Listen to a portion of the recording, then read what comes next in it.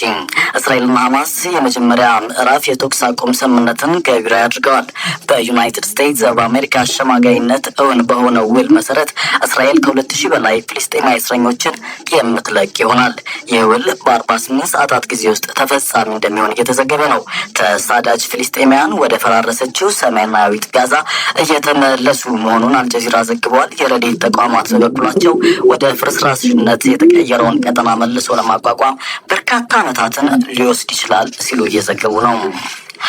ሩሲያ በዩክሬን መሰረተ ልማቶች ላይ ጥቃት አድርሳለች። በተለይ በሀገሪቱ በኃይል አቅርቦቶች ላይ ኢላማ ባደረገ ጥቃቷ በርካቶች ከኃይል ውጭ ሆነዋል እየተባለ ይገኛል።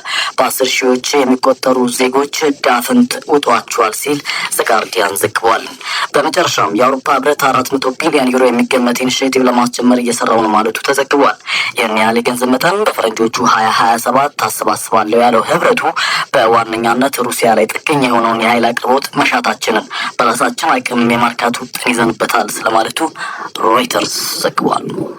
ለዛሬ ያዝነው መረጃዎች ይህንን ይመስል ነበረ። በቀጣይ መረጃ እስከምንገናኝ ቸር ሰንብቱ።